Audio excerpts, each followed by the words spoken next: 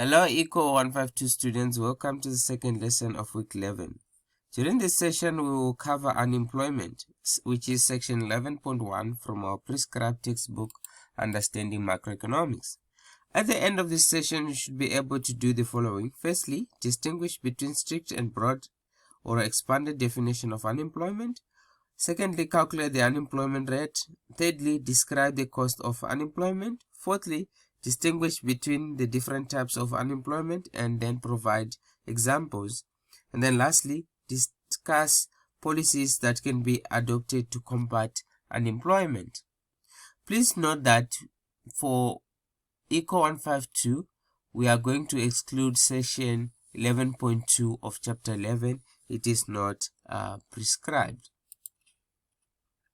It has become a norm for many people to classify themselves as unemployed, even in instances where one does not form part of the unemployment pool. To get a picture of unemployment, let's start by considering the whole population of South Africa and then divide it into two groups. That is, Group 1, economically active, which comprise of individuals within the working age population, that is ages between 15 and 64, and then Group 2, economically inactive population, which comprise of children under 15 years and retired workers above 64 years. Within the economically active population, we further divide them into two groups. The first group will comprise of individuals that are willing and able to work, whilst the second group will comprise of individuals that are neither willing nor able to work, e.g. students. This second group of people adds to the economically inactive population group. Now, within the first group of people who are willing and able to work, we further divide them into three groups, namely the employed, unemployed, and discouraged work seekers. Therefore, if we are looking at the unemployment pool using the strict definition, the discouraged work seekers form part of the economically inactive population. However, if we use the expanded definition, discouraged work seekers form part of the unemployment pool. People move in and out of employment continuously as they enter or exit the employment pool for several reasons. The reasons for entry into the unemployment pool are firstly, new entrants to the labor force, that is, school-leaving individuals joining the labor force, or re-entrants seeking work, which is somebody who has not been working for a long time and he or she had decided to rejoin the labor force again. Secondly, when someone left his current job in search of better pasture somewhere. Thirdly, when someone is laid off for some time, and lastly, when someone lost his job with no chance of being rehired again, e.g. in the case of retrenchment. On the other hand, people can leave the unemployment pool for the following reasons. Firstly, when somebody is dead, that is moving from being unemployed to out of the labor force. And secondly, when someone finds employment, which means is moving from the unemployed to the employed. Thirdly, when somebody is recalled to work after being laid off for a while, that is moving from being unemployed to being employed. And lastly, when someone had lost faith in looking for employment and has stopped looking for work, that is, he's moving from unemployed to inactive. The rate of unemployment is a stock concept, meaning it is measured at a particular date. In South Africa, Statistics South Africa regularly reports unemployment data collected through surveys. The current used survey is known as the Quarterly Labour Force Survey, done 4 times a year. The rate of unemployment is obtained by expressing the number of unemployed persons as a percentage of the labor force. Therefore, to determine the unemployment rate, one has to find the total number of people who are unemployed and those that are not. This is where the complexity in defining and measuring unemployment erupts from. For example, consider the work of prostitutes, drug dealers, and mothers. Can these people be classified as employed or not? Although there is controversy on whether the strict or broad definition should be used, in South Africa, currently the official definition is the strict definition. According to the strict definition, unemployed persons are those who, being 15 years and older, A. are not in a paid employment or self-employment, B. were available for paid employment or self-employment during the 7 days before the interview, and C. they took specific steps during the 4 weeks preceding the interview to find employment or self-employment. Whereas according to the expanded definition, unemployed persons are those who, being 15 years and older, A. are not in paid employment or self-employment, and B. were available for paid employment or self-employment during the 7 days before the interview. The difference between the two definitions is that the expanded definition requires only a desire to find employment. Just a practical example for you guys. The table on the slide right hand side is an extract from the Quarterly Labor Force Survey Report of Statistics South Africa. We are going to use the information in the table to calculate the strict and the broad unemployment rate for the third quarter of 2017, and then you guys can go ahead and complete the table. Let us start by calculating the strict unemployment rate for the third quarter of 2017. Firstly, we write down our formula, which is strict unemployment rate is equal to the number of unemployed divided by the labor force multiplied by 100. Then we substitute values from the table into our equation as follows.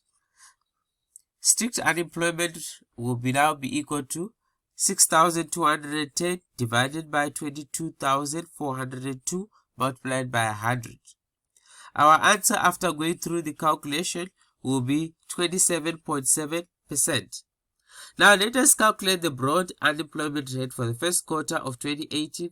Again, firstly, we start by writing down our formula, which is broad unemployment rate is equal to the number of the unemployed plus discouraged work seekers divided by the labor force plus the discouraged workers multiplied by 100. Then we substitute values from the table into our equations as follows. Broad unemployment rate will now be equal to 9,567 divided by 25,945 multiplied by 100. Our answer after going through the calculation will be 36.8%. Take some time and complete the table. That will assist you in practice. Unemployment entails significant cost both to the individual who is unemployed and to the society at large. An individual suffers firstly the loss of income that could have been earned if employed. Secondly, the loss of experience and human development as individuals get in the habit of not using their skills. These skills could be lost forever or become redundant given the changes in technology. Thirdly, shocks and frustrations could drive some people towards illness or even death. On the other hand, society suffers firstly the loss of productivity from the lost labor, which will not be recovered as labor cannot be served. Secondly, an increase in social ills and other forms of violent unrest and demonstrations. Thirdly, the loss of funds will be directed towards unemployment and welfare benefits programs, which could have been used for other developmental problems. There are various types of unemployment. However, economists normally differentiate between the following 4 types, namely frictional, seasonal, structural, and cyclical unemployment. Frictional or such unemployment occurs when people move from one job to another as a result of normal labor turnover and time lags in before the person is re-employed. Frictional unemployment is usually a short-term phenomenon. Since now unemployment refers to unemployment as a result of the occupation or work that only requires labor during a specific season in a calendar year. For example, farm workers in the Cape Winelands or Father Christmas. Cyclical or demand-deficient unemployment occurs when the economy experiences business cycles. During recessionary periods when aggregate demand is low, the demand for labor will also be low, hence some workers will lose their jobs. Structural unemployment occurs when the economy, due to structural imbalances, fails to provide employment to everyone who wants to work. The listed example illustrates how skills mismatch leads to unemployment. For instance, changes in consumer preference can lower demand for certain companies, leading to lower demand for labor.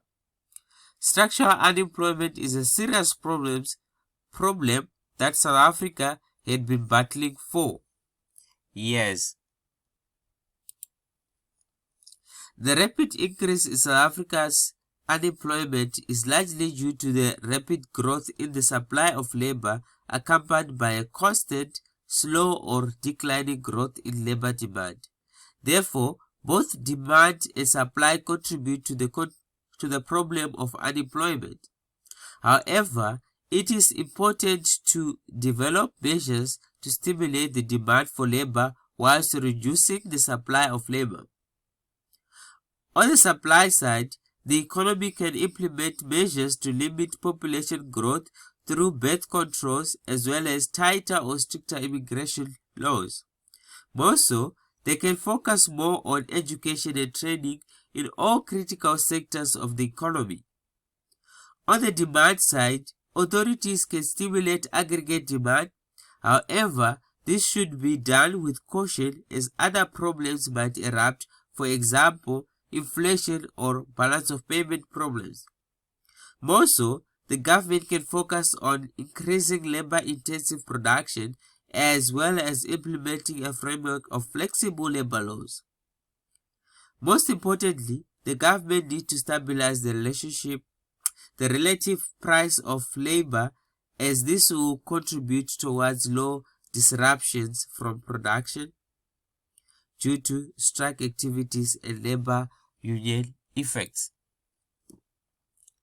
All the models we have looked at so far do not explicitly show the level of employment or unemployment.